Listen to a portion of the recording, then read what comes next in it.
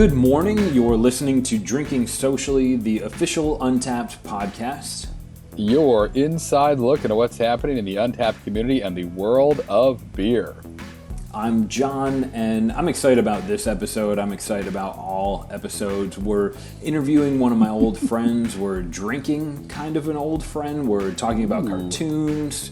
It's the Brew Day episode. It's time to take the last 5 Beer 101s and combine them together in your kitchen while your kids watch in fear and amazement, while you create a beer that becomes more than just a beer. It becomes the ticket to your first brewery page on Untappd. Ooh, an exciting day. And I'm Harrison, and it's kind of my favorite kind of day today. This is better than birthdays, better than Christmas, even better than French Toast Stick Day in the 4th grade, aka every Thursday. It's Brew Day, or at least we're going to talk about it. And I'm excited to walk a mile in my old brewing boots with you all in today's episode. Hopefully my subpar memory doesn't make me sound like an old fool, but if you catch me saying, back in my day, that's a sure sign that it has indeed failed me, and I'm scrambling for something to talk about because I've forgotten what actually I should be talking about. But let's forget about that. Let's just see what happens. Let's crack some grain and bring on the pain for Brew Day, baby. Someone turn up the Iron Maiden. Let's rock and roll. But first, Drinking Socially is released every other Wednesday morning. It can be found at podcast.untappd.com. Or anywhere that you listen to podcasts or even watch them on YouTube. Mm-hmm. We've got an exciting beer lined up for our first beer on this episode. Exciting for me, Harrison, probably anybody that's had it before. This beer is kind of like a Christmas tradition or just drinking. Anyways, Boddington's Pub Ale. It's technically an English bitter at 4.6 ABV. It comes with a nitrogenated widget in the can, which Harrison is excitedly opening up right now. This beer's been enjoyed by drinkers for over 200 years in England. It's got a creamy head. Its nickname is actually the Cream of Manchester. Cream of Manchester. Or you can even say it like an Argyle sweater, as Harrison does. Renowned for its golden color, full-bodied flavor, the beer has been through its share of owners and ownerships, but I am super excited to tear this one open, Harrison. That looks beautiful. The cascading's happening in this dusty old glass. Ooh. So funny you say, right. It smells like all my dad's cardigans. That was the first, my nose. Man, I love this beer. I used to drink this a lot in college, actually, but it's been a hot minute, so let's get in there. And I opened it, and immediately the beer is just flying out of the glass, so this is... Yep, same here. I've got what they would call a spill. Here. Yeah, we'll just hide that and tuck it away for later. The car wash is open for business. Yeah, wood loves to absorb beer. Right, makes it bigger and stronger. Yeah. Ooh. All right, well, I already had my first sip. Man, it's so funny how a beer can unlock memories, but I feel like it's all we do here is we talk about I almost said it back in my day. Already? Stuff. I know, way earlier than I thought. But this is great. I remember the first time I had one of these beers. It was in college. I opened it up and it started spraying all over the place because of the widget in it. And this beer, even more than Guinness, I think, when you open it up, it just is ready to go. It just starts flying out of it. It always has. And I remember being in I remember the first time it happened, I got covered in it. And then every successive Boddingtons that night, I would open it over the sink in our bathroom because I didn't know any other way to mitigate the foam. But this is first sip, graham crackery beer. It's great. It's looking good. What about you, John? Jump in there. Get that first sip going. Let me know your thoughts. That's a big sip. You could probably kill the whole thing without even noticing it. Yeah. You're right, graham crackery, but not. There's enough flavor in here to know you're drinking a beer, but there's not so much that it kind of becomes overpowering. There's a reason this beer is so damn good. Yep. It's almost like a honey note too. In my second sip, got like a bit of a dash of honey there. Mmm. Yeah, and the cream that comes Yeah. on the top of this beer. I mean, if every beer you've drank is a cupcake, this is a cupcake with frosting on it. I don't know what That's a a muffin cupcake, right? is. It No, that's okay? the other way, right? Whoops. This is a hostess cupcake with frosting on the inside as well. A ding Ah, dong or a whatever they call it. A yodel. I don't even know. Now I'm missing Drake's and hostess together like some amateur. Excuse me for any confectionery snobs out there. This is great. Oh man. and I think it'll be the perfect beer to accompany us down this kind of journey in part one of drinking socially here. Oh yeah. We had a lot of fun last episode kind of talking about what cars would some of our favorite beers be if they were cars. And we had a lot of fun seeing your answers on Twitter and Instagram as well. So I want to pick that up with Harrison Yes. in what's quickly becoming my favorite segment. There's no name for it, but Harrison, let's switch it up for Okay. episode 18. Yes. 90s cartoons. Sure. That's cool. They're iconic. So what I'll do is I'll spit out a cartoon from the 90s. If you don't know it, please just say I don't know that one, and then we'll get rid of you off the show. But if you do know it, I'll be looking for like maybe not what beer, but like what beer style would that 90s cartoon be? Oh, all right. We're gonna flip the idea on its head a bit. I love it. All right, cool. Yeah, I'm down for this. I've got some for you. This is easy for me to pull '90s cartoons, so hopefully we haven't doubled up and we're thinking of different ones, but we'll find out as we go, as they say. Beautiful. Cool, all right. I'm glad I'm going first, Harrison. The first cartoon I have for you is Tiny Toons. Oh, all right. All right. I'm going to try not to laugh the entire time we think about this as memories come back of ridiculous episodes. A lot of Tiny Toons ones, but this one, I think it's, without overthinking it, it's a Tiny Toons, it's a session IPA, like Slightly Mighty from Dogfish Head, or pick your favorite session IPA out there. It's not as big as the IPA counterpart that would be Looney Tunes to Tiny Toons, but it's still just as packed full of fun. And perhaps you could enjoy even more of Tiny Toons and Looney Tunes. That's saying a lot. I'm a big Foghorn Leghorn fan, so if there was more Tiny Foghorn Leghorn, maybe I'd be watching more Tiny Toons. But to start, Session IPA, Tiny Toons, I think that's kind of self-explanatory. Let's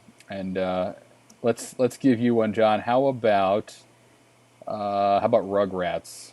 There we go. Never heard of it. Rugrats. The first thing that comes to mind is like collaboration, a collaboration beer, which isn't necessarily a style, but I feel like they were always working together to thwart someone's right. That's plans. a good point. You're right. But a great layup and opportunistic move by a brewery. There's a brewery out in Concord, North Carolina. I met them at the Untappd Festival last year. 26 Acres. Their most popular beer on Untappd is a New England IPA called Reptar Juice. There's an Easter egg in there. Let's just watch. No, next one, Harrison. All right. Yeah. What do you got? I have to imagine you're familiar with this one. Animaniacs. Oh, yeah. This is another one. This is classic Saturday morning on the WB or whatever, watching this. So right away, I think like a fruited Berliner, like the Aloe Eichbin Berliner series from Mikkeller. They did all the raspberry, all different fruited ones. But pick your favorite, because there's so much going on in those beers, much like the show. And also like the show, you can be a few episodes or beers in and not even realize it. I mean, those beers are like 3% or 4% or so. So it's also kind of holds up to binging a few of them. Which is easy to do with Animaniacs. It kind of just one episode goes into the next and the next, and before you know it, your mom is yelling at you to get outside and do something with your life. And I'm only 8. What is it? I'm only 27. Shut up. Right, next year. But that's what I got for Animaniacs. All right. So let's see where we land on this one, John. The Simpsons, which is multi-decade and generational now. But let's jump on The Simpsons. Where does that? What's the first style that comes to mind when you think of The Simpsons? Holy cow. Okay, so iconic cartoon, The Simpsons. They've done everything. So it'd be hard to kind of, you make a good point. It's hard to put it into one category, but where I think where I can put The Simpsons is just that, as a classic American cartoon. Am I allowed to say that? My mom would disagree, but I think even she watches The Simpsons now. And so for that, I'm going to say it's an American cream ale. It's in almost everyone's fridge. It's good. It's there when you need it. And that's where I'm going to go with The Simpsons. Just a classically good cartoon. Yeah, and I'm sure. Yeah, right. That's good. I wonder if I'm sure breweries have made the Duff beer. I feel like I've seen it before, but I always imagine that as a cream ale anyway. So I think you've nailed it there, John. Thanks for the vote of confidence. I forgot about Duff, man. All right, let's go a little bit more rogue, Harrison. But I feel like also this cartoon makes me think of you. Okay. Pinky and the Brain. Oh my gosh! Right. I constantly have the inner dialogue, not monologue, of Pinky and the Brain in my own brain. You're right, kind of guiding me through decisions and what would Pinky do? He would follow his heart. What would Brain do? He would make fun of Pinky for following his heart. So for this, talk about collaborations earlier with Rugrats. They're obviously always collaborating, although Pinky may not know it most of the time. So a cool combination of beer styles was when the IPL was kind of taken over the beer world for a hot minute a couple years ago, kind of comparing and I'm thinking like Hoponius Union from Jack's Abbey, but again, pick your favorite, because you got like the classic sophisticated lager, which would be Brain in this case, and it's paired up with overflowing hop madness, which would be Pinky, and for me, that combo works. I mean, the first time I had that style, I was like, get a little hesitant of what is this going to be like, and is it going to be weird? Loved it. Wish I saw more of it. Just like the show, the combo Pinky and the Brain works, at least for the audience. I'm sure for Brain, every day is a new nightmare, and it's horrible that he's stuck with Pinky in that cage. If only it was some other mouse, he could, rule the world by now. But for us watching, always hilarious, and I can drink to that. I gotta watch that. It's been a hot minute since I've watched that show. I gotta get back. These are all I know what I'm doing this weekend, or later. All right, John. Let's finish up with a classic of one of my favorites. So I'm gonna give it to you. Teenage Mutant Ninja Turtles. Let's go. Let's do it. Teenage Mutant Ninja Turtles. That is growing up for me. Action-packed, adventure-packed. Largely the reason my brother and I had to watch TV in separate rooms. The Teenage Mutant Ninja Turtles are perhaps an iconic hero. They rose from the sewers to defend humanity against the Shredder. At least like the Pizza, they were. Oh man, that cartoon was amazing. The comic book was great. I want to follow me on this. I think your IPL to Pinky and the Brain was masterfully done. For Teenage Mutant Ninja Turtles, I want to give them the New England IPA. All right. And the reason for this is the way the Ninja Turtles kind of came from a maybe even a failing comic book enterprise into one of the biggest cartoons ever.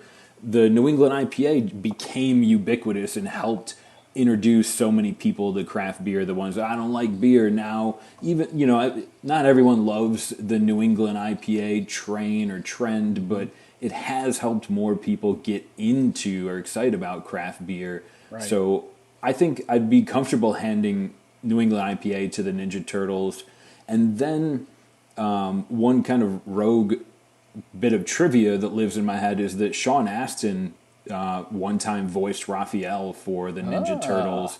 And that's a great segue. Maybe we do a Lord of the Rings beer rapid fire coming up soon. Oh, yeah, that's a good idea, John. Right, to do something a little bit, like that. As soon as I said Ninja Turtles, I thought Secret of the Ooze, and what hazier, oozier beer is there than the juicy New England IPA? It's a different kind of ooze, but can make some people out there a superhero, or at least think they are momentarily. So I'm right there with you on New England IPAs. I think that's spot on for the Heroes in a Half Shell.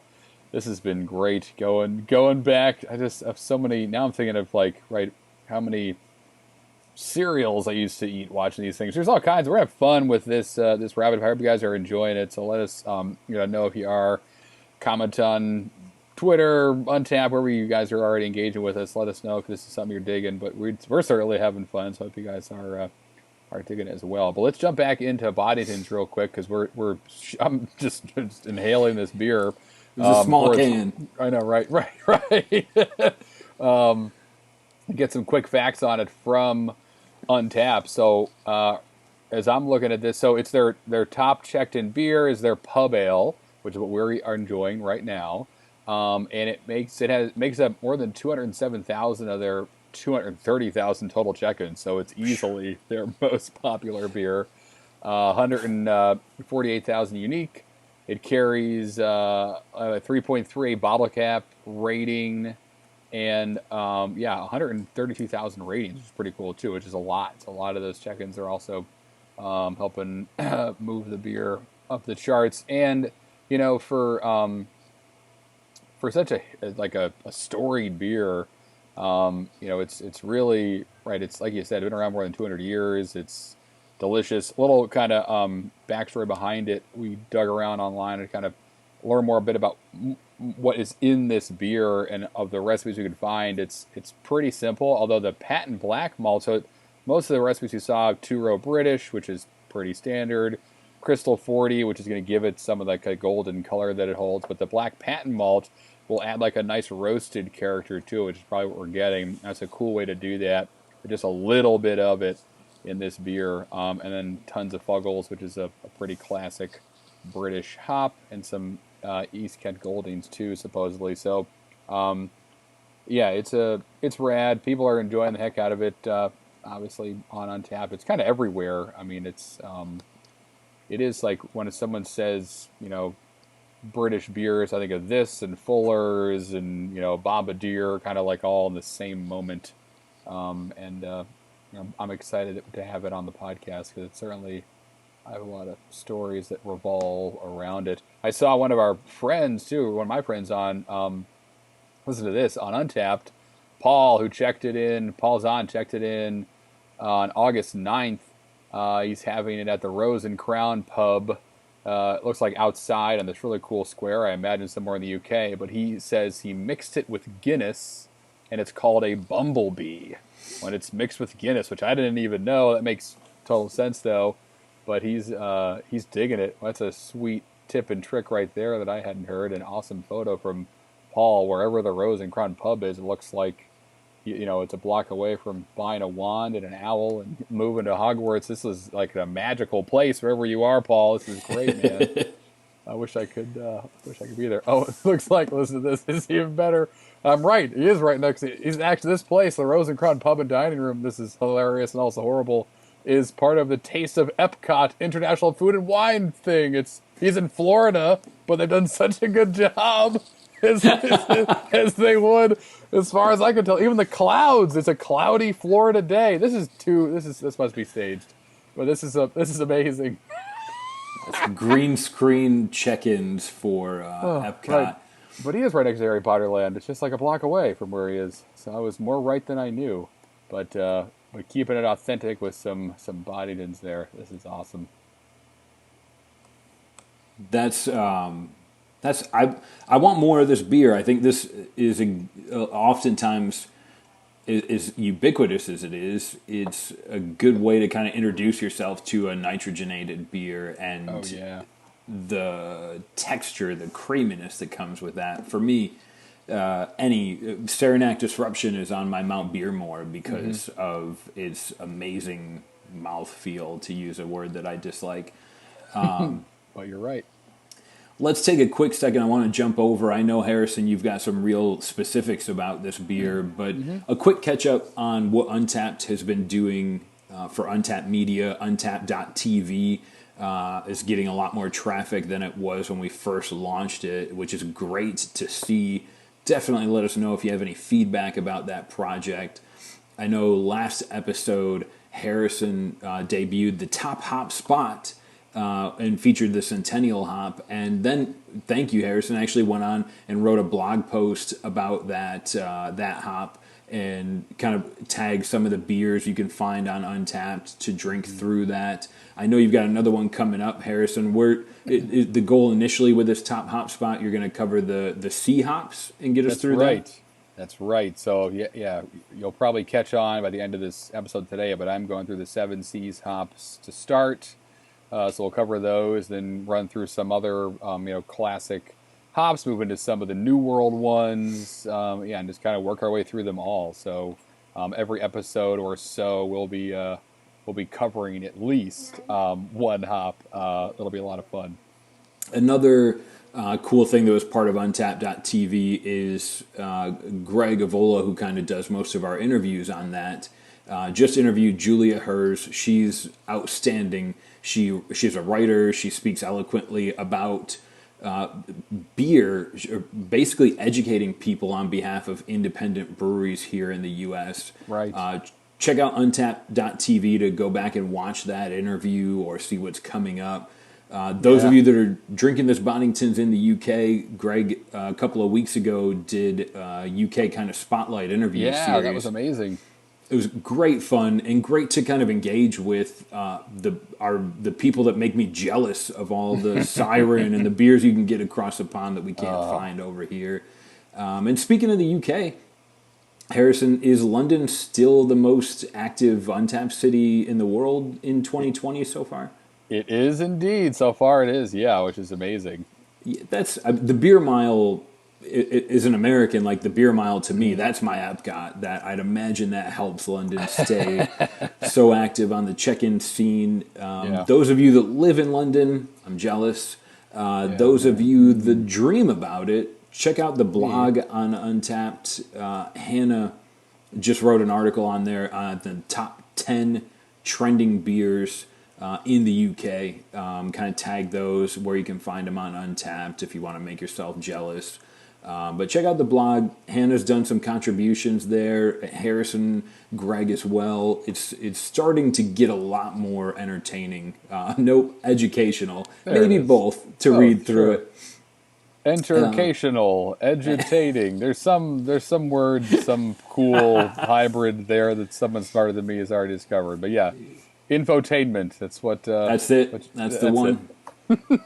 Not just $19.99. We'll cut off the first half payment if you order now. And that's right. Throw in a free beanbag chair and a bowl of soup. I'm sold.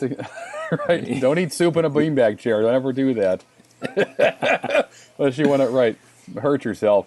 Hot. All right, cool. So let's jump back into Boddies for a minute. We've got some quick history about it and some cool notes that as we were going through this, thought would be interesting. First up, high level, Boddington's. It was a regional brewery in Manchester originally, and they had pubs all over kind of the northwest of the UK. And they're best known for their bitter, Boddington's bitter, referred to as Boddies by kind of commonly straw golden hoppy beer. It was actually one of the first cans to be packaged that contained these widgets that we kind of all now know of, but that would give it that really creamy draft style head even out of the can. And in the 90s there was a really cool marketing campaign behind it where they referred to it as the cream of Manchester and let the head of the beer kind of take on a life of its own, which I thought was fun and funny and cool, and I certainly get it. One of the most kind of interesting things about this beer, though, is that there's two versions of it. So if you're in the UK and you're having it like on a hand pump or draft or you're nitrogenated or wherever, you're grabbing this thing, it's probably the draft bitter, which is about 3.5% ABV, so it's less alcoholic than this one. Even dropped. It used to be even a little more alcoholic, 3.8, but they brought it down in 2008 to just 3.5%, which is my sweet spot. So that's pretty cool. That's not the one we're having today. We're having the pub ale, which is like the version they create for export and to be enjoyed outside the UK. It's also in the UK as Manchester Gold, so there's like a different branding there. But they're kind of two different versions of almost the same beer, although certainly different. Not just ABV wise. There's the flavor style, profile rather, is going to be a little bit different too. So every time I have this, I love it, and then want to know or have the draft version of it kind of side by side. And haven't yet, but again, someday we'll get over there, John, and enjoy those things together. Very much so. I would love to. I mean, here, one of the things I aspire to is to be able to drink, like the pumpkin beer. I want to drink a this year, a last year, and a year before, and taste the difference. In the UK and in so many other areas, cask ale is a real thing.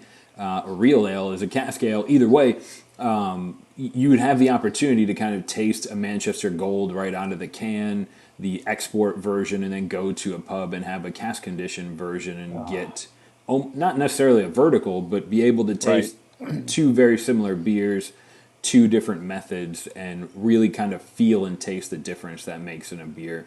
Yeah, absolutely. So a pretty exhaustive spec sheet on Boddington's. My overall on this, if I compare it with other nitrogenated English bitters, it's the only one I've ever had. If I compare it with other nitrogenated beer, I mean, it's great. I would recommend if you haven't had this beer, go out and try it. Yep. And I can tell just from drinking this, I'm going to be setting down a path of ESBs and best bitters. I'm going to be looking for whatever Fullers and, Bombardier I can get my hands on over the next couple of weeks, because now I'm just going to want more of something like this. It always happens when I have this beer, is I kind of just wish I was whisked away to some whatever cool studio recording a Thin Lizzy album somewhere in the past. Ooh, yes. Drinking this beer. Whatever. Time So travel is another Harrison, episode. You mentioned Fuggles is the primary bittering hop in this beer. We've got Cascade on deck for. That's right. Tell me, man. Tell me about Cascade and why I should be looking for it. What is Cascade? Yeah, so, and great that we brought up Fuggle and that it's in Boddington's, because the parentage, the lineage of Cascade it's from Fuggle's a Russian Sarah Bryanka hop, which I don't even know if anyone uses it anymore, and then like a wild unnamed male hop brought us Cascade. And Cascade is one of the most popular hops in the world. It actually makes up a tenth of all the hops grown in the U.S., so it's in crazy demand, and it's in everything from pale ales to Heineken actually uses a lot of Cascade, which is pretty cool, and developed by the USDA through the breeding program at Oregon State University in the 60s. Wasn't released to like the brewing world until the 70s, and was first used commercially in 1975 by Anchor Brewing when they made their IPA, their first brewery to actually use Cascade and on a commercial level. Really kind of helped establish it as like the hop for American pale ales. And this is traditionally grown in the Pacific Northwest of the U.S., hence the name, named after the Cascade mountain range that runs from the Pacific Northwest of the U.S. into British Columbia. And there are now, though, variants of this. So just like kind of wine grapes, the terroir, you take the rhizomes, which are like the roots of these hops, and put them somewhere else in some other kind of soil and different kind of rain and climate, you're going to get a different product, and slightly different, or sometimes very different. There's an Australian version that's really popular all over the world in brewing, and New Zealand variety as well. Both of them kind of more grapefruit forward. We talked about Centennial being really grapefruity last time, and Cascade is, but not quite as much pronounced. However, if you grab some of these New Zealand versions, you may see it as Tahiki. I'm probably saying that wrong. Hops, that's another, they basically rebranded. New Zealand has the Cascade hops there as a new species because of how different it is, which is cool. You'll be getting more grapefruit flavors, but traditionally it's got like a flowery, almost spicy, kind of citrus-like quality Cascade does, and there is the grapefruit nose definitely comes in. It's good for flavor and aroma, so it does have high alpha acids, not as high as Centennial, but high enough where you could use it to bitter your beer and add varying components to it, use it for flavor, all that cool stuff. And a fun fact about this beer is that in like the hop farmer circle, every year they're all competing for something called the Cascade Cup, which is given out to the farmers that kind of produce the best crop of Cascade hops each year, which I thought was really cool to just kind of have a little fun with it, but also be working towards something and be celebrated by your peers. Just we're doing a great job of making one of the most popular hops in the world. And in terms of substitutions, Centennial's one, Amarillo I've seen, Columbus too, a few more. I mean, Mount Hood actually is one as well. They talked about a lot with Cascade as being very similar. So and I've actually, we had a beer that we had to many times swap out Mount Hood for Cascade and vice versa just because of supply chain issues many years ago. And beers with it, the first one that comes to mind is always Sierra Nevada's Pale Ale. It's kind of, as we said on a couple different podcasts, kind of like the liquid Cascade hop. But some other ones are Anchor's Liberty IPA, Trogue's Perpetual IPA, the dry hop with a lot of Cascade. And then one of my favorite all-time beers I don't get enough of is Bear Republic's Racer 5 IPA. Has a lot of the C hops in it. And so check out our blog post. I'm going to put up another post about this on untappd.com/blog. A little more information so you can learn more about Cascade as you read about it and want to learn more about it. And again, we're kind of keep building up this all this database about hop information and keep sharing with you guys and talk about the beers that are in them and have some fun with it. This is great so far, though. Harrison, that's incredible. I love hearing about these hops and the history and the flavor and how sometimes a Cascade hop is a Mount Hood hop, and as a drinker, I don't even know the difference. Right. But more so like being able to tie these beers, the ones you mentioned, Trogue's Perpetual, Anchor's Liberty, Sierra Nevada Pale Ale, Bear's Racer Number 5. These are like iconic classic beers and kind of point to where Cascade came from. That's it. That's it for my Boddingtons. That's it for part 1. I know. We're going to come back here in just a minute and drink another beer that Harrison has shared with me.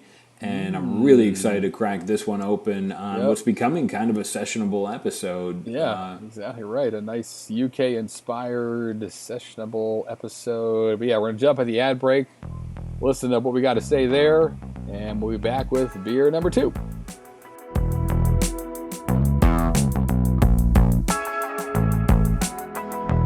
Want to show off your love of Untappd? Check out our online store and pick up Untappd branded glassware, shirts, sweatshirts, hats, more. Depending on how hot or cold you are, go to store.untappd.com and enter the coupon code podcast when you check out. That'll get 20% off anything you order. That's store.untappd.com. Use the coupon code podcast, 20% off for you. Plus, it lets them know that you guys are listening, and we love that here.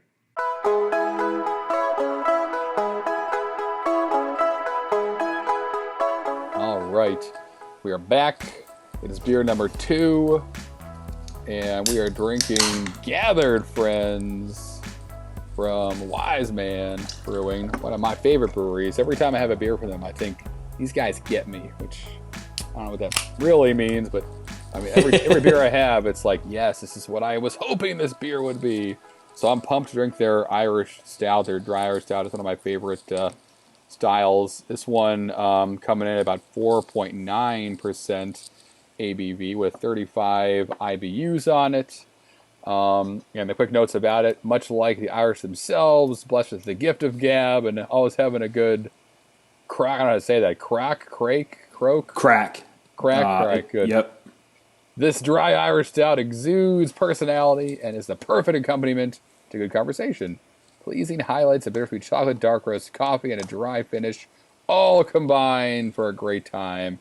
And then quoted is an Irish blessing that says, "May the roof above us never fall in, and may the friends gathered below it never fall out," which I like. And that's kind of Irish blessings are great. Yeah. Right, and that's their thing, is they have a quote for every beer they make, hence the Wise Man Brewing. They grab a quote for each beer from some either an author, in this case a kind of classic Irish blessing, and one of the fun things about them. So you'll kind of learn a little bit every time you have a Wise Man Brewing 2 and be introduced maybe to some new philosophy or some new kind of thinker, which is always fun.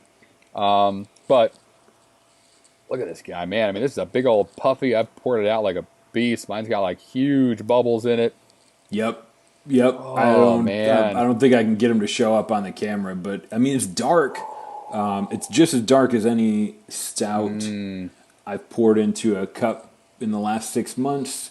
What did you say? The ABV on this is 4.9? It's just 4.9, which is good, but it's even high for like an Irish stout. I'd love like a 3.9, but I mean, I'm not going to say no to this. I'll say yes a couple times probably. Let's get in here. Ooh, yep. It's smoke for me. First sip, it's almost smoky, right? Yep. It's like smoky beef jerky, tobacco. Yes, exactly. Right. A little bit of motor oil in there, but in a good way. Yeah, a lot of smoke roast, boom, boom. What I really like about this beer is that, so stouts are usually like, I think it'd be coffee forward, chocolate forward, smoky, roasty. I think this one, I mean, its first sips, it's very, as we kind of said, like smoky, but it kind of like hits all the marks for me. And even, I bet as it warms up, it'll kind of change a bit and some more things will float to the top. But this is, oh man, I just love this style. It's just a great kind of beer. Just like I've kind of progressed from drinking a 7% IPA at 4 o'clock on a Tuesday afternoon and thinking that was regular. And no offense, it was for me. And then I kind of moved into session IPAs and realized that was a little bit easier on me. I look at a dry Irish stout as a session stout.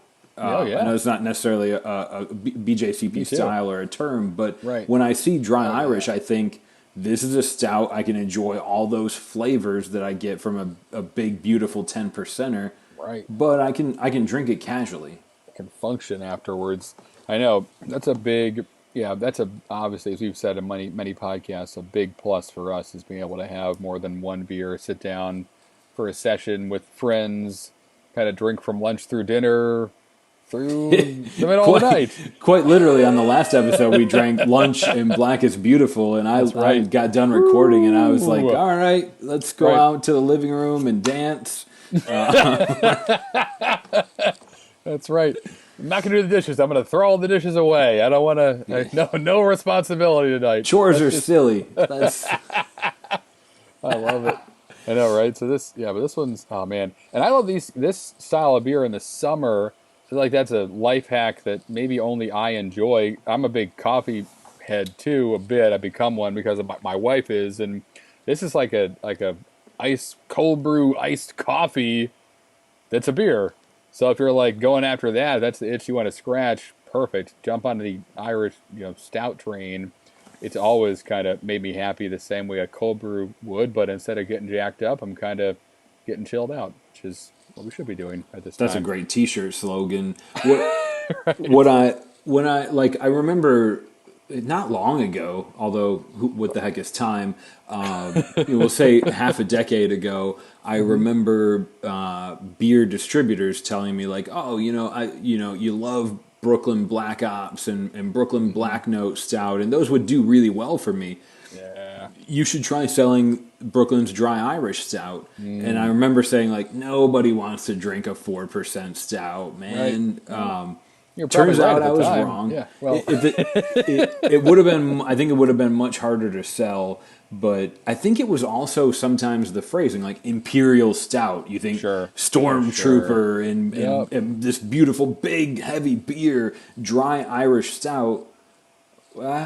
It shouldn't be. It's not dry. It's honestly the dryness that I associate it with is like I can drink this, and at the end of my sip, the flavor kind of halts. It doesn't linger like it would with a big, huge lactose Imperial. Am I far from the truth on that, Harrison? When they say dry Irish, like where does that come from? Sure. Well, I mean, for this, it does finish drier than a big Imperial Stout or a lot of other beers, and a lot of time that's due to the like lactic acid, whether you're getting that from the malt you're putting in there, or throwing some lactic acid at the end of the boil or whatever. It really helps dry it out, and gives kind of that like almost like you would like a tanniny feeling on your tongue that almost cleanses the palate at the same time, giving it a little bit of a zip or a zap. there. So I've made not many of them. I made a few in my time, but had a smart brewer tell me that one of their dry Irish stouts that I really liked, they did put lactic acid in it, and that's what really kind of contributed to the right. It's dry, but again, it's almost like it's misleading. It's still a beer. It's not like you're going to be parched after drinking it. It's still liquid, so it just happens to kind of trick your tongue a little bit, kind of like a coffee would. Very, very similar experience where there's a bitterness there that's desirable if you're a fan of black coffee, just like in this beer. But it's yeah, I mean it's oh man, it's so good. I like that we've jumped into the UK either directly or by proxy today, John. This is making me think of lots of cool bands and things. Who knows? This was an accidental blessing with the dry Irish. Harrison, I remember you dropping this off at my house maybe 4 weeks ago. Right, something like that. And just, enjoy this at your leisure. And, we both instantly were like, wait, this should be on the podcast. This would be a cool beer to talk about. Yeah, you just don't see it as much as as I wish. Because again, I have so many memories of being like on a hot street at a table outside of some bar in Philadelphia, just sweating in the June or July heat, sun coming down, the asphalt cooking you from underneath, and just drinking. It was called O'Reilly's Stout from Sly Fox Brewing Company, which is like a 3.7 or 3.9% dry Irish stout that tasted like the best espresso you've ever had. Ooh. That's a beer, and it's all only served on Nitro in the bars and restaurants around Philadelphia, and it's every time. That's one of those beers. We've said this about a couple beers in this podcast. But that's one of the beers. Every time I see it, I don't care what else is on. They just tapped a cask of Pliny the Elder. I'll get to you in a moment. I'm going to have the O'Reilly Stout first, as I need that. I want to go back to those hot days when that beer was like just a revelation. So this is definitely some notes of that, some memories coming back from those and that's, hot gross days. Yeah. That point you kind of speak to is something that I think maybe every day, if not every other day, during my regular job at Untappd, I'm speaking with brewers or taproom managers and bar managers, and it comes up so frequently, like, we don't want to sell a stout in the summer, but at the same point, actually we do. There are a lot of people that'll drink a stout in the summer, and for some reason, like there is in the wintertime, we drink a pumpkin, a Christmas beer, a winter warmer that we don't see in the summer. But in the summer, everybody gets this idea that stouts are to be overlooked, and I don't get it. I'm not going to drink a 12% stout after mowing my lawn. I'm not going to drink a 12% IPA after mowing my lawn. That's just a big, flavorful beer. But if you happen to be fortunate enough to have a place you can go inside in this air conditioning, I don't see a reason why stouts in the summer aren't more celebrated. There's great fruits that come out in the summer that lend themselves to a stout, and I have campfires in the summer that lend themselves to the smokiness of this beer. What do you think on that, Harrison? Oh yeah, I'm right there with you. I mean, it's just a mindset, and once you kind of get on the other side of what a stout actually is, especially a dry Irish that's again more sessionable, and it is refreshing if you think about it like it's almost like a coffee experience. And I mean, even if you don't, history is kind of on your side there, John. I mean, for a long time. So when I think of the summer, I think of seafood and the beach, and stouts and seafood is like, ham and rye bread or whatever. It's like it's a classic. It's classic. Yeah, oyster stouts don't exist by accident. It was kind of inevitable that eventually someone would put some of the seafood they enjoy with a stout in a stout. And I think for a while, I'm not sure if it's still the case, but for a very long time, the most consumed beer on Jamaica, a Caribbean island, was Guinness's Extra Draft. So you're talking about an island that predominantly, is dealing with seafood and living off, food from the sea all the time. And that's a beer that isn't being enjoyed there. They have a brewery down in Grenada, I believe, Guinness does. That also helps having a source of it nearby. But Yeah, I mean, I've always associated stouts with seafood. It did take. It was like a switch that went on off of my brain. I think O'Reilly's dry Irish stout really helped me. As soon as I had it on like a hot day in the summer, I was like, wait a second, I'm looking at this all wrong. This is just like a coffee kind of like experience. It's complementing my food.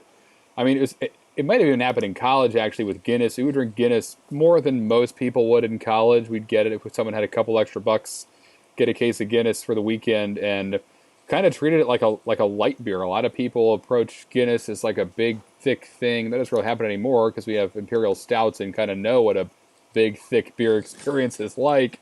But my friends and I, for just out of luck or whatever, always kind of looked at it as a meal, but a light beer because it's very, again, low in alcohol, and as soon as you spend a night drinking Guinness all night, and you're like, wait a second, this is not. I feel great. Well, I don't feel like I'm drinking, bread all night. I feel kind of fine. So I had a couple of experiences, personally, where I guess I was fortunate to not look at stouts as some exclusive winter thing, but as be enjoyed all year. Like you said, not a 12%er, but that's where the dry Irish comes in.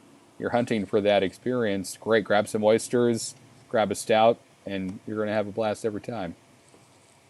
I couldn't agree more. And I want to keep talking about dry Irish stouts and the history and the reason to drink them, but you're just going to have to take our word for it because we've got an old friend of mine, Elliott Sarkisian, who runs High Brewery. It's a homebrew page, but we drank one of his beers in season 2. Oh, yeah.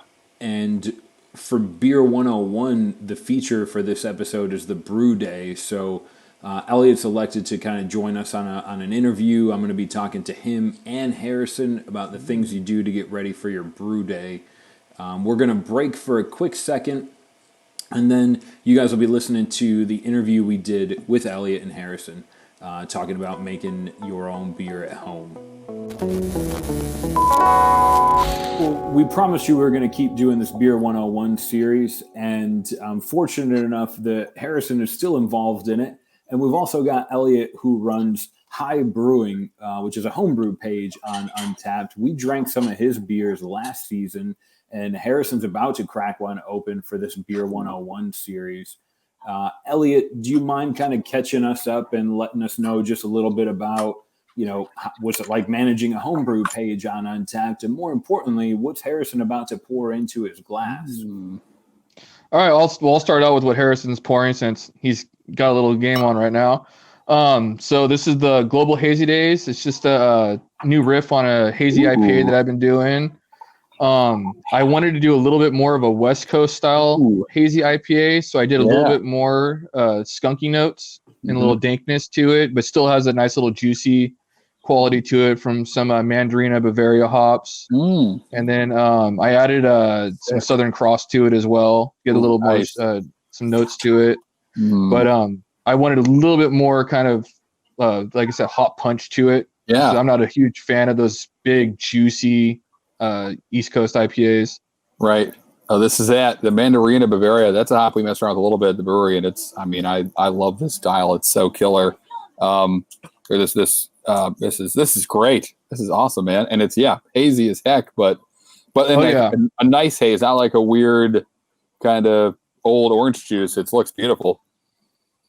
Yeah, no, I love this one. I mean, with the same flaked oats and flaked wheats like you normally would add to get that little mouthfeel that you would want from a hazy. So it has a little bit more body to it. Nice. But I kind of toned that down a little bit. But I mean, you got to have some cloudiness to it. I've had a couple of hazies lately that they say are hazy. I'm like, they're still pretty clear. Most of it's marketing. Yep. Yeah. Right. Oh yeah. Right.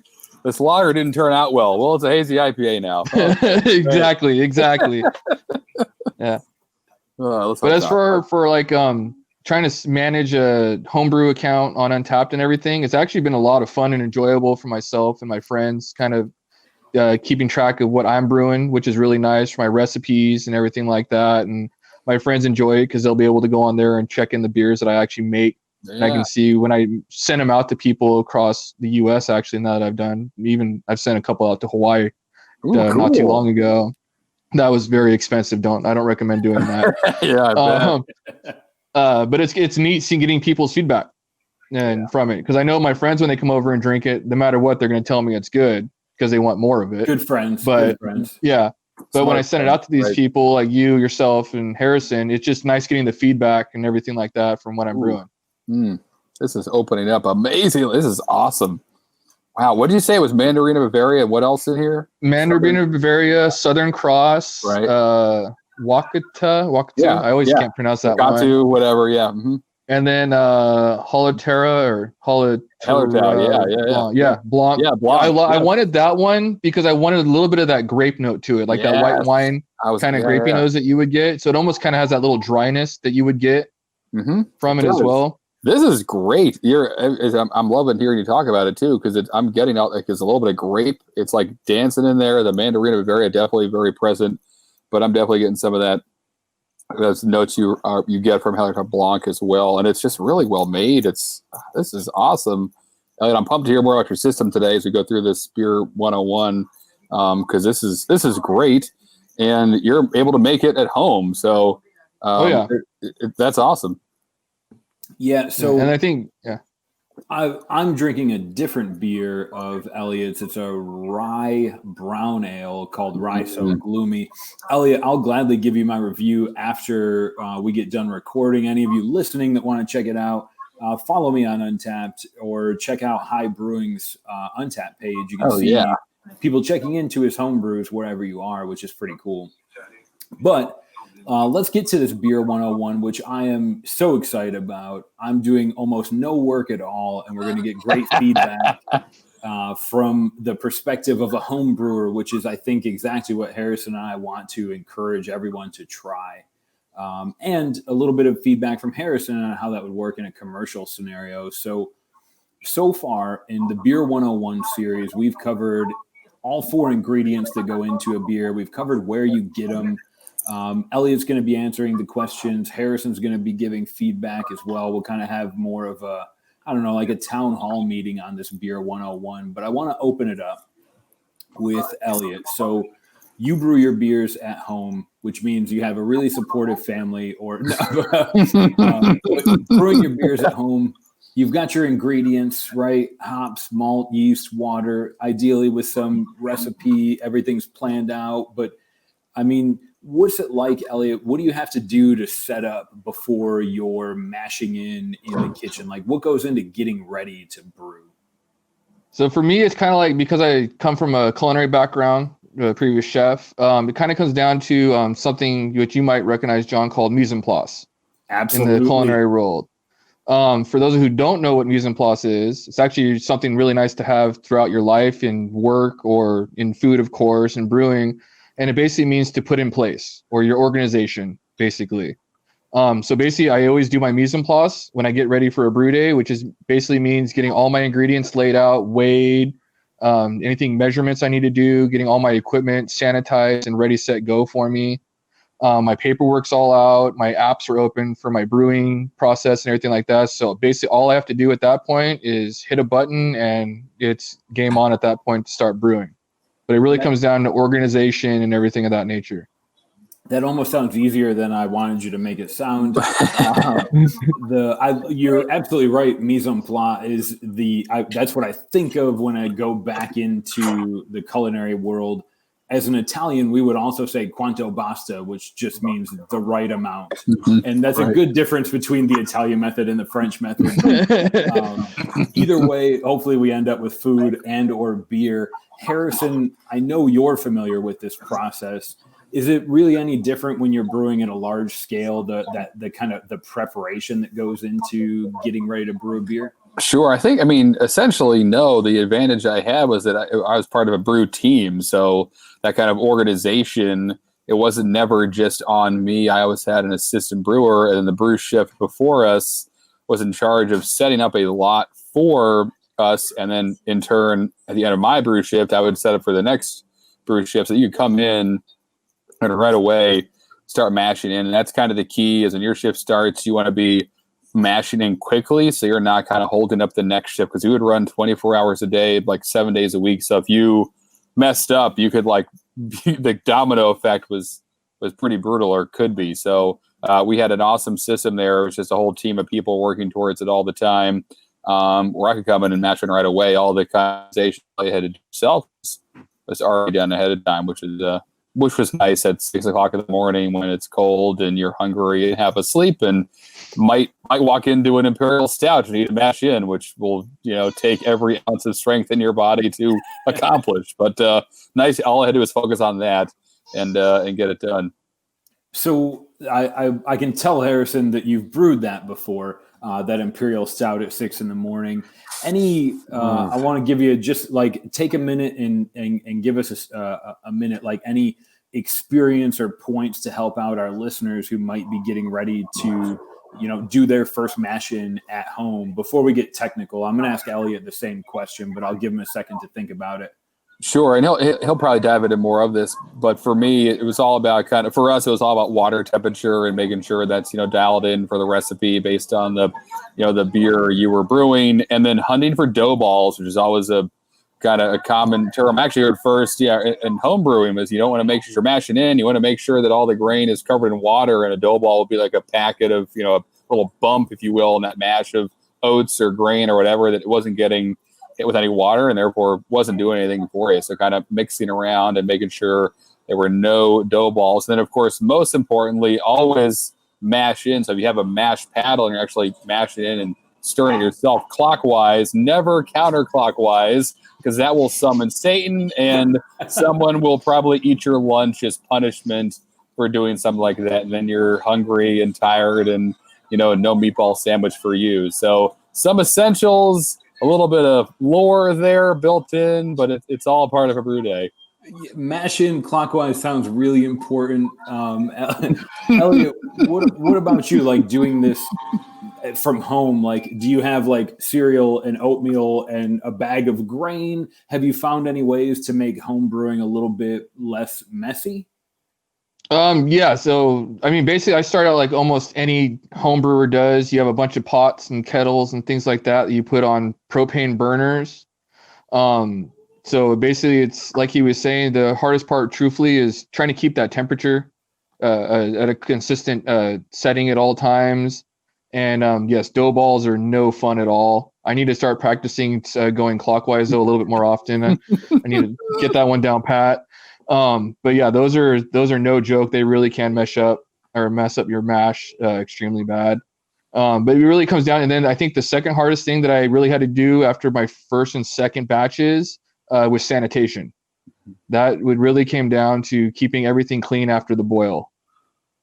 That was probably the hardest part, just making sure I sanitized whatever spoons and scissors and whatever other kind of utensils I was going to be using to get near that wort, basically.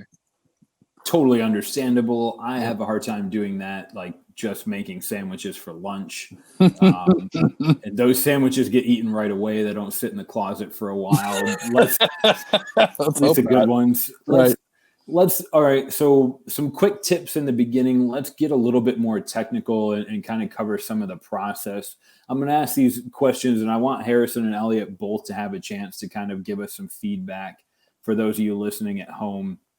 We're going to kind of begin at the point where you've got your grain ready to go, whether that be milled or extract. We already talked about grain in the malt episode, and it's time to mash in. So Harrison, when you're mashing in, what does that, I mean, like, let's start simple. What does that mean? Are we just making oatmeal in a hot pot? Like, can you spend a minute or two and just kind of describe that process for us? Right. I mean, essentially, right. If you stopped after mashing in, you would have a lot of oatmeal you could go and eat, although it probably, I don't know how great it would taste, to be more of like a meal mixture of different grains, unless you're making some ridiculous oat single malt pale ale, and that would be a mess and be like stirring cement. So don't do that unless you hate your shoulders. But really, I mean, for me, it was mostly, right, cold. It's in the morning. We're mashing. I'm standing up on a brew stand. I have a huge mash paddle that's taller than me.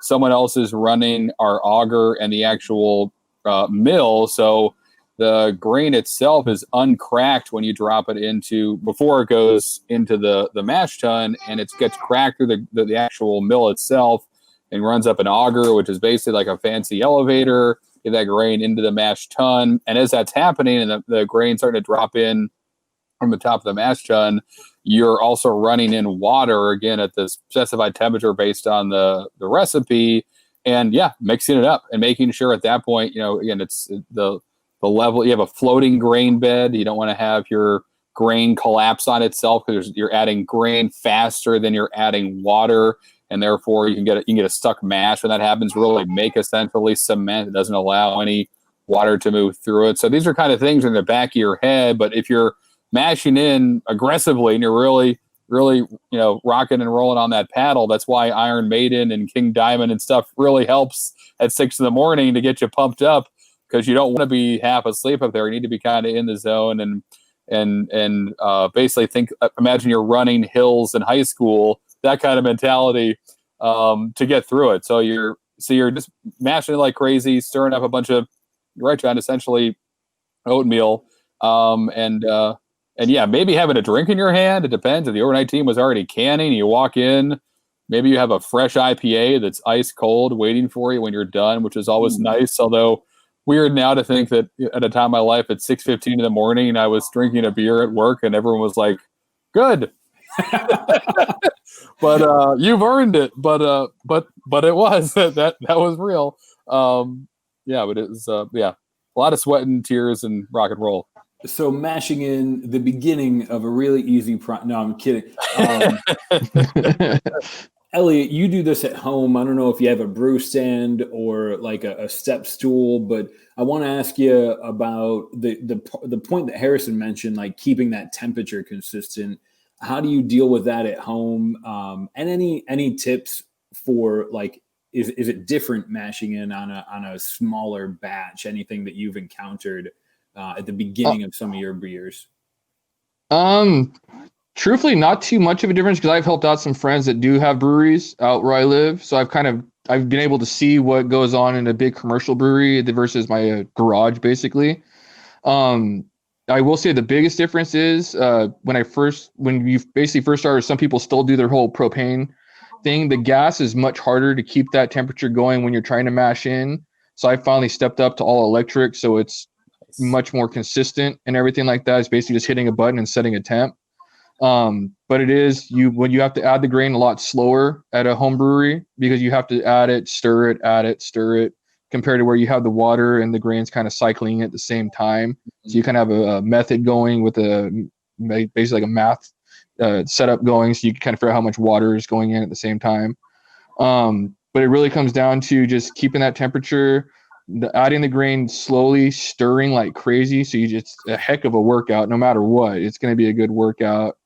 And just getting those ingredients to not get stuck to the bottom, because it will stick your mash, and the water will not go through it, especially when you're trying to recirculate the wort through it to get all those sugars and everything out of it. That does affect it greatly. So stirring and arm strength so far are sounding like the most important thing. Scientifically, temperature control, of course. So Elliott, provided we're able to keep up the stirring and mashing in effectively, now I've got a giant mess, really, but in there is wood, which later helps us make beer. So now that you've stirred and you've got this giant mess of grain and hot water and effectively this beautiful magic elixir called wort, how do you then, especially at home, how do you get the wort separated from all the used up grain? So basically for us at home brewers, a lot of us have grain baskets inside of our pots and everything like that, where we can actually lift up the grains above the actual wort liquid or the liquor of it, basically. And then just, of course, just like anything in a regular brewery, is a sparge, where you have to end up washing the grains down with some water to pull off as many of those extra sugars that have kind of stuck to everything in the long run. So basically you're making like liquid oatmeal, like Harrison was talking about earlier, which the stuff actually is pretty darn delicious when you taste it at that stage. It's very sticky too. I mean, sometimes it's like glue, depending on the alcohol content and stuff that you're kind of shooting for.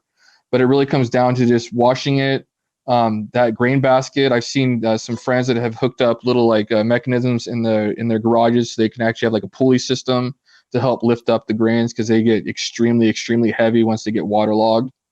I mean, that 15 pounds of grains turns into 30, 40 pounds very easily once they're wet. Yep. I'm envisioning Harrison like at a commercial brewery having like a winch system hooked up to a Jeep to pull that grain basket out. Please tell me it works a little bit differently than a Jeep and a winch. Yep. Fortunately, yeah, it does, John. However, when I started homebrewing, I was the pulley system. I started homebrewing with two guys who were, much older than me, showed me the ropes. And like little did I know, the first day I showed up excited to make beer for the first time, they were probably chuckling like, perfect, a young 21-year-old who will lift all the heavy stuff for us. So that was, just like Elliott described it, kind of lifting that grain out of the actual mash and then starting to boil with it. But for a commercial brewery, fortunate, right, that we're going to transfer all that after, as we mash out and start to sparge, transfer through a series of pumps into the brew kettle, which is what we did. Sometimes you can go to a lautering tun, depends on what your system is and how many vessels you have and your setup. I worked on pretty much only 2 vessel systems. So you had your mash tun and your brew kettle. But the science is always the same. It's just not the scale and what kind of machinery do you have to make it happen. And for a commercial brewery, you're vorloffing or recirculating that wort through the grain bed again to help clear it up. Then you're, transferring over to your brew kettle and starting to sparge so you can keep that grain bed floating. So again, it doesn't collapse on itself because there's no water there supporting the grain and mess everything up. And getting over the brew kettle and getting ready to boil and move along with the brewing process. I think a great explanation. So we've taken grain and mixed it with hot water and gotten some sugar into water, liquor, wort. Mm-hmm. And then we've cleaned it up. So now you've got this kettle full of hot liquor. What comes next, Harrison? What's the next step? Really, you're trying to get it to, at that point, boil as quick as possible. I've worked with a couple different systems. Some are direct fire, which is really, it's basically like a giant kettle. You have a firebox in the bottom of the kettle that you fill with natural gas. We did. It lights it up from the bottom to the top and starts to boil. As you can imagine, with the amount of volume we're dealing with, a lot of times ours were like 212, I think, or maybe more gallon batches we were doing. If not twice that much sometimes. It takes a long time to heat all that up. So I also use steam jacketed, a couple of breweries I worked at, steam jacketed brew kettles where you're running just hot steam through the walls of them all the way to the top. So you're not having to boil from the top to the bottom, but everything's heating up at once. And those things can boil very quickly. That's your goal, is to get that thing boiling, a rolling boil going so you can begin your boil and start adding hops and other ingredients, adjuncts if that's required for the recipe, and really start the brewing part of the brew day, which begins when that beer is boiling in a big old rolling boil. It should look like someone's, like a Jaws attack is happening under the water there. It should be really aggressive and a lot of bubbles and stuff. That's a big mistake a lot of homebrewers make early on, is they'll maybe be using a thermometer and wait till it hits like 212, or they'll see a couple little bubbles and they'll go, right, we're boiling, let's go. Let's start adding hops out of excitement. And you're better off waiting and waiting longer and making sure it's rolling boil than adding hops too early. The boiling is really what's going to make those hops, if they're bittering hops earlier or aroma hops later, do what they should in that final product in that beer. You have to have a big old rolling boil going. So forget the thermometer there. Use your eyes, use your gut, and make sure that thing is really cooking along. And then you're off and running. Look for the Jaws attack. That was a great description of a rolling boil. I'm envisioning like trying to mirror this at home. I love where at the point now, we referenced this on the podcast, like the bittering hops added in the boil. This is the part of making a beer where you're introducing hops to it. Elliott, when you're doing this at home, is it the same as making a giant pot of pasta? How do you do to handle the boil while you're at home and keep up, right, with those early hop additions versus late hop additions? Do you have a method that's works well for you? Timers. I am obsessed with timers when I'm doing my hop additions and everything. I probably have 3 or 4 timers going off at all different times with my, yet again, like you said, the bittering hops, the flavor hops, the aroma hops. So I have all those different timers, 60 minutes, 30 minutes, whatever I need. So timers are your best friend when it comes to hop additions and boil times and everything of that nature. Just like Harrison said, that you've got to use your eyes. I always wait at least 10 more minutes. Once I think it comes up to a boil, I at least let it go for another 10 minutes to make sure that boils at a nice consistent boil. Because I have found in past batches where once I see those boils start, I start my timer, I do my 60 minutes, and I've noticed a difference in the amount of the alpha acids and everything like that get pulled out of the hops itself. So I do notice patience ends up being your best friend too when it comes to brewing. Well said, and I think everyone could benefit from having a little more patience. Hopefully, everyone really more patience. That should be your 2020 goals. We all can use it. Oh yeah. So at this point, we've made a mess of our water by adding a bunch of sugar to it, and then we cleaned it out, and now we added a bunch of hops to it. And I'm not vain enough to assume that's how we get hazy beers, Elliott. When you've got all these hops or hop pellets added to your wort at this point, what's the process like to now clean those out? So there are some people that literally just will add the hops and everything just to the straight boil. I've learned that my best friend in the hop addition world is a hop spider, which is basically just a huge, very, very fine mesh sieve. Stainless steel, of course, got to be in heat, and food grade safe.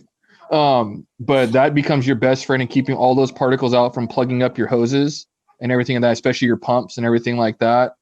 And then depending if you are making a hazy or if you're not, there's things like Irish moss and Warflock and other clarifiers that you can basically add to those. Of course, in a hazy, I'm not going to add that to those because I don't want anything. I want all that basic particles and everything inside of it to still be there. And then, of course, adding things yet again like your oats and things, your flaked oats and flaked wheats. They always add a little bit more of a cloudy effect than just straight grains do. And they'll also give you more of that mouthfeel that you would want for a hazy IPA or a hazy stout, which I've done before, which actually is a pretty solid version of a stout in the long run. And then, so is this kind of all right? You've got this really hot liquid. You've kind of cleaned it up through a sieve. Do you want? Tell me about cooling that down. Is that do you just put it in the fridge and hope for the best, like I do when I'm done making soup? So when I first started, before I actually had all my equipment, and I was given some equipment from a previous brewer, you basically fill up an ice tub or a bathtub with ice, and you fill up your sink with ice, and you drop that kettle inside there, and you add a ton of salt to that ice, just like if you were making ice cream, basically, and you just start stirring it. And make sure that spoon is sanitized because you will have a kettle sour very quickly if you don't do it that way. But I mean, it's just ice and salt was your best friend when you first started brewing, and then you start doing investments of wort chillers, which is basically just like a copper coil that you can either drop in an ice bath and have the wort run through that and chill it. I finally got one that has a hose around the actual copper coil, so I can hook up a hose to that so it runs cold water around the copper coil at the same time. Mm-hmm. So it chills the beer in a matter of about 5 minutes, and I can add it to the fermenter, which is awesome, especially for time saving, because a big key, once you get everything done with the boil and all your hop additions and our hop stands and whirlpools and everything like that, is cooling off that wort as fast as possible to your fermentation temperature to add your yeast. You don't want to wait, say, 3 hours for it to cool down. You want to get that down within, I always say 30 minutes or less if you can. You want to get that down as fast as possible, just to make sure no bacteria or anything of that is getting inside of it and growing. Awesome advice. And Harrison, I assume for a commercial brewery, you have Mr. Freeze come in and blast it with a ray gun. Essentially. Is it just a large scale version of a giant ice bath? How's that work when you're talking about doing a 50 barrel brew on a Thursday? Right. Yeah. It's a the science is the same. Even like the methodology is the same. It just a slight different equipment where instead of a wort chiller, where a lot of the times like an immersion wort chiller, you actually put in the beer or sticking your kettle in a bathtub full of ice. We just do it differently through a heat exchanger where you're running, just like Elliott just described, really cold water basically alongside your really hot wort, and it's absorbing that heat that water never touches the wort. Pulling it out of that wort through a giant, basically it looks like a fancy pool filter. Ours was humongous though. It was like 7 feet tall and full of just plate chillers stacked on top of each other. That had a bunch of hoses running through it with cold water and wort, and yeah, that knocked down the temperature sometimes too fast, too cold, rather too fast. So that was another game of like balancing between like, all right, as soon as it comes out and it's really, really hot, hits that heat exchanger the first time, it's going to be different 2 minutes later after that cold water is really ripping through it, how quickly that temperature is dropping. But Elliott's exactly correct. Like that, as soon as the boil stops, this clock goes off in your head of like, all right, we need to transfer this beer. We call it knockout. We need to knock this beer out quick as possible, because at that point, time is your enemy. Everything in the air can get in this beer and destroy it. You got to get it into a tank, a sanitized tank, and get the yeast in there, which is already in the tank. We pre-pitched all our beers, so you would just knock into the tank and seal it up and walk away and let it do its thing. So we don't have to worry about secondary contaminations there, transferring and then opening up a hatch and throwing some yeast in there. Ours were always already sealed off before the beer got in, which is great. But yeah, you're always thinking like, crap, I got to do this fast and actually, and not mess this thing up. So that's always the trickiest part. It's also the trickiest part in terms of like the number of valves you have to open at once, because like a lot of basically what you do at a commercial brewery is you're making a giant loop where a hose goes from the brew kettle to the fermenter, and then at the same time you've got the cold water. Well, and so what you've got to do though, because there is going to be, as soon as you open up that valve at the end of that system, you got to like start moving beer through it right away. But you can't open it up and have it go right into the tank, because that's just like weird. That's just air that exists in the world that's not sanitized. So what you have to do basically is open up the tank at the bottom of the brew kettle and then run to the fermenter and open up the valve that goes to like the floor, basically the drain that'll push out whatever is in that hose, which is usually like it's usually, well, for us, it was like 300-degree water. That's how we would pasteurize the whole system beforehand, running like 300-degree water through it for like 30 minutes, but knock all that water into the drain and then shut the valve as soon as you hit beer and shoot that beer into the tank. But that was like a stressful, what sounds like a long time, like 10 seconds of like, we're knocking out, run to the tank where the beer is going, shoot all the water out of the drain, shoot the beer into the tank, switch all these valves, open up the tank because that tank's got head pressure on it because it's got air in it. Now you're putting liquid somewhere where there's already gas, there's already air, that's got to go somewhere. So you got to give that an escape. So there's all this stuff going on like very quickly. It was one of like the funnest parts of brewing, but also like you were juggling always. And then the whole entire time watching the level of the cold liquor tank drop, probably, and making sure it didn't go too low before you were done knocking out. So that's definitely the most difficult part of the day. And it's the end and you're tired too, which is like this added element of juggling. But again, it was always so much fun because you knew as soon as it was done, that was it. Your day was done, beer o'clock, let's go to sleep. and that's it's true. Beer 101 right on up through a 301 course. It might have been. If you followed all that plumbing in your head just to open a brewery. But so that's it. We've got hot, or actually cooled down. We've got beer ready to go. Of course, this isn't the end of. So far, it's just been really aggressive stirring and temperature changes. We still need to cover fermentation, and we're going to get to that on episode 19, which will be coming up next in Drinking Socially. Yeah. But I want to take a second and say to Elliott, thanks so much. It was great having you here. Yes. For the Brew Day episode. I hope and assume you're going to get a few people to ask you a question or two, like, is a hop spider an endangered creature? Are they poisonous? What's the best way for someone to find or connect with you on social media or look at your brewery page? Elliott, do you got any advice for those type of people looking to connect? Feel free to shoot me some questions if you're looking to start up some home brewing, or if you're already home brewing and you want to look into getting upgrading your systems, which I finally did after almost 8 years, going from propane to electric, which I still think is the best thing I've ever done in my life. Yeah, I have my Instagram page just for High Brewing. And then you can see High Brewing on Untappd, of course, or you can follow me and see what I'm even drinking and ask questions just on High IPA on Untappd. But yeah, feel free to shoot me some questions on Instagram, and I'd be more than happy to give you some advice or shoot you in a direction that I think might help you. Awesome. Thanks again for joining us for the interview. And I could see Harrison's face light up with thoughts of the homebrew day. It's been outstanding having you. We're going to wrap up this episode, but those of you listening, check out the show notes. We'll have links to Elliott's brewery page on Untappd and ways to connect with him on social media as well. Man, it's always good to talk to people about beer. I'm fortunate working at Untappd that's part of my job and role here, but great session, great talking to you guys about like actually taking these ingredients and turning them into beer.